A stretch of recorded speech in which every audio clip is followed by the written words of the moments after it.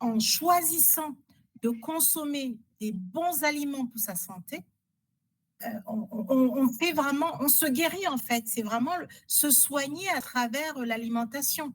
On ressent au niveau de l'énergie, vraiment quand vous levez le matin et que vous avez la pêche. Moi, j'ai vraiment l'impression d'avoir rajeuni. Je ne vais pas dire que j'ai retrouvé mes 20 ans, en tout cas mentalement oui, et physiquement, j'en suis pas très loin, quoi. Bonjour et bienvenue sur Onco-Nutrition, témoignage, le podcast qui donne la parole à celles et ceux qui ont fait de l'alimentation un soutien précieux dans leur parcours de santé. Des histoires de résilience et d'espoir pour mieux vivre la maladie et retrouver son équilibre. Bonne écoute. Bonjour à tous, je suis Claudia Pavel, cofondatrice de Onco-Nutrition. Notre expertise en nutri-thérapie oncologique nous a convaincus du formidable potentiel de l'alimentation dans la prévention et le contrôle du diabète de type 2. Grâce à des programmes nutritionnels biopersonnalisés et un suivi médical rigoureux, nous accompagnons nos patients vers un métabolisme durablement équilibré, une énergie retrouvée et une réduction progressive de leur dépendance aux médicaments contre le diabète. Diagnostiquée diabétique de type 2 il y a 1 an et demi, Karine a accepté de partager son parcours. Son témoignage met en lumière l'efficacité de la nutrithérapie pour retrouver une santé durable naturellement, sans recourir aux médicaments. Un grand merci à elle. Bonsoir à tous, bonsoir Claudia, merci de me permettre de faire ce témoignage. Et effectivement, durant les questions que vous allez me poser, j'espère que je vais pouvoir aider d'autres patients. À 48 ans, vous étiez pleinement épanouie dans votre vie professionnelle et vie de maman de 2 garçons. Pourtant, de la fatigue, des douleurs articulaires et des ballonnements de plus en plus gênants viennent perturber votre quotidien. Oui, en effet, il y a déjà 1 an et demi, donc à l'âge de 48 ans, je me sens de plus en plus mal au quotidien. Ça commence par de la fatigue et ensuite des ballonnements, des douleurs articulaires. Je consulte mon médecin généraliste, hein, classiquement, qui me fait une prise de sang, mais il n'arrive pas à poser vraiment un terme là-dessus, à me soulager. Et je tombe sur la vidéo du docteur Dikessi. Elle me fait donc une batterie d'examens, bilan sanguin, et donc effectivement, le diagnostic tombe, diabète de type 2, triglycérides élevés, enfin tous les symptômes que vous avez évoqués, Claudia. À partir de ce moment-là, on rentre dans une phase de traitement et je me sens pour la première fois pris en charge. Lors de cette prise en charge nutrithérapeutique, vous avez réalisé une batterie d'analyses biologiques approfondies afin d'identifier vos carences ou déséquilibres en micronutriments. Elle me dit, on va mettre en place effectivement une micronutrition et accompagnée de compléments alimentaires. Et je me suis dit, pourquoi pas, en fait. Pourquoi pas?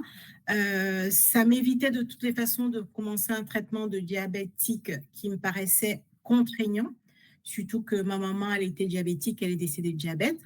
Donc, c'était une image que j'avais en tête et pour moi, il fallait reculer l'échéance en tout cas.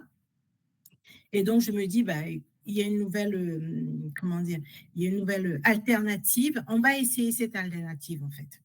Karine, ceux qui nous écoutent sont forcément curieux de découvrir en quoi consiste cette alternative naturelle au traitement contre le diabète. De savoir si la méthode est difficile à suivre et surtout si elle est réellement efficace.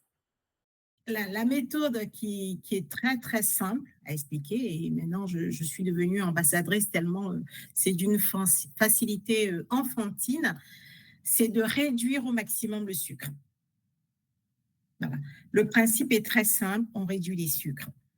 On réduit les sucres, on augmente le gras, mais le bon gras, et on fait de l'activité physique. Donc, 1er janvier 2024, voilà, je dépose tout ce qui est un peu ennemi à ma santé, donc pratiquement le sucre, Et je commence à ce moment-là à rentrer dans une nouvelle alternative d'éducation alimentaire, à prendre conscience de ma santé, à prendre conscience de mon alimentation. Et très, très vite, mais alors le premier mois, les résultats sont visibles et se font ressentir. Le premier résultat qui est vraiment très visible, c'est l'énergie. Tout de suite, on retrouve de l'énergie, on est redynamisé et ça, c'est très, très rapide. Et puis, progressivement, on perd du poids. Donc, dans mon cas de figure, j'ai perdu 12 kilos en 4-5 mois. Donc, ça a été plutôt assez rapide.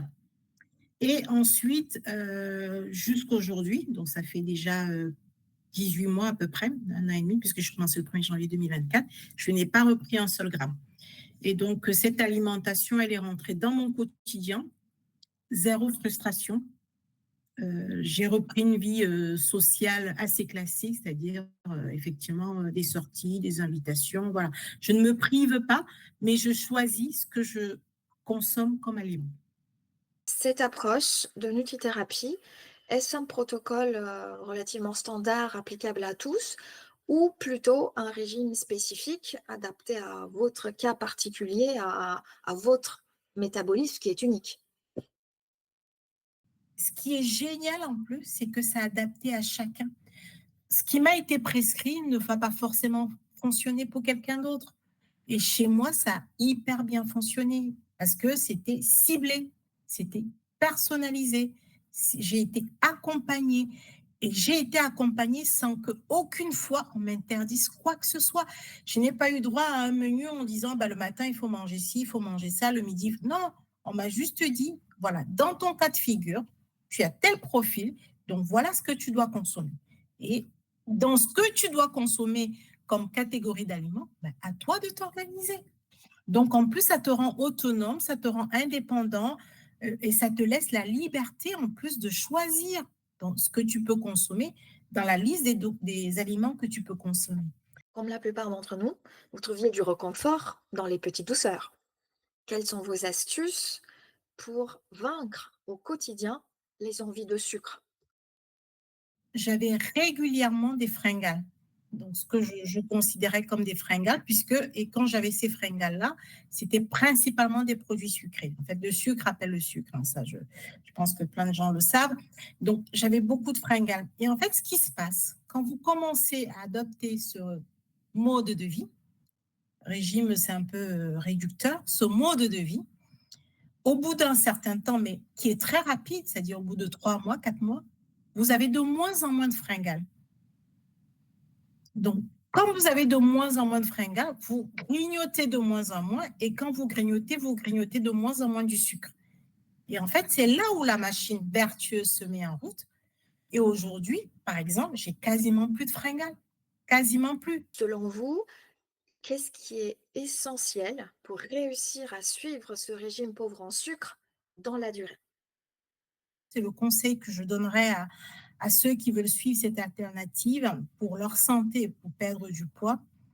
La patience, il ne faut pas être pressé. Moi, je ne l'ai pas fait pour entrer dans ma robe pour un mariage ou pour un événement. Je l'ai fait pour ma santé. Et donc, j'ai pris le temps nécessaire. Il y a eu des moments où c'était difficile, mais ce n'était pas grave. Ce n'était pas ces moments-là que j'ai retenus. Ce que j'ai retenu, c'est la durée. C'est le changement durable, en fait. C'est vraiment, il faut l'envisager comme un apprentissage.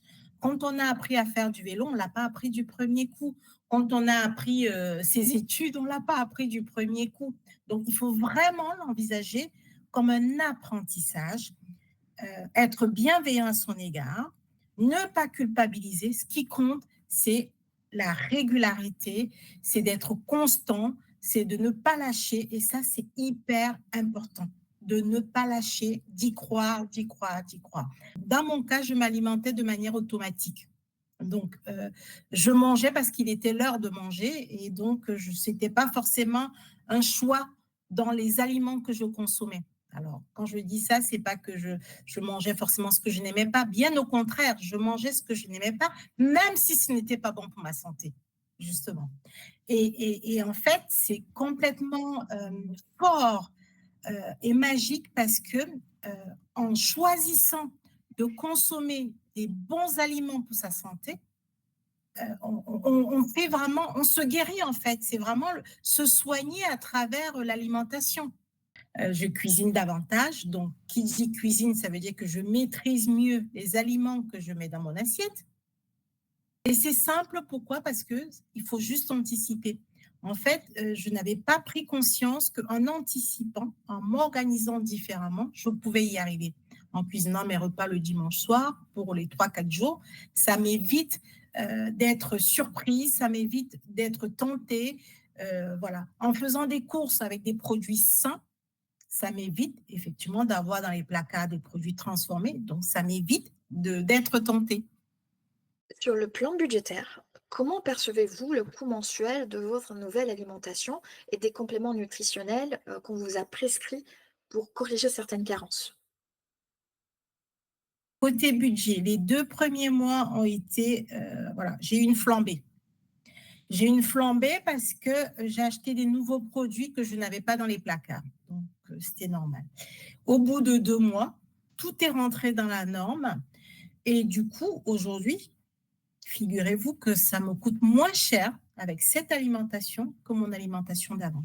Pour quelle raison? C'est que j'achète moins de produits transformés, premièrement.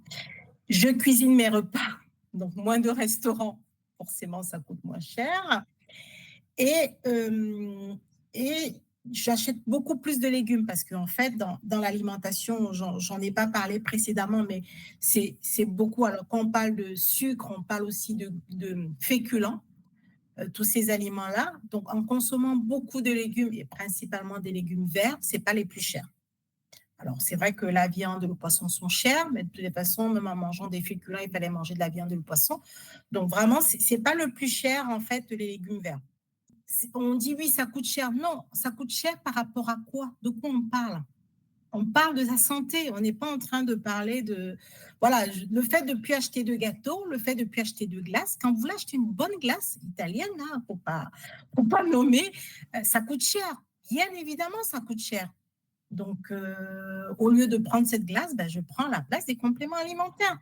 Donc, pour moi, il n'y a pas d'espèce de c'est cher, en fait, ou c'est coûteux. C'est juste un choix qui est fait euh, de ce que je souhaite consommer, mais pas une histoire de coût.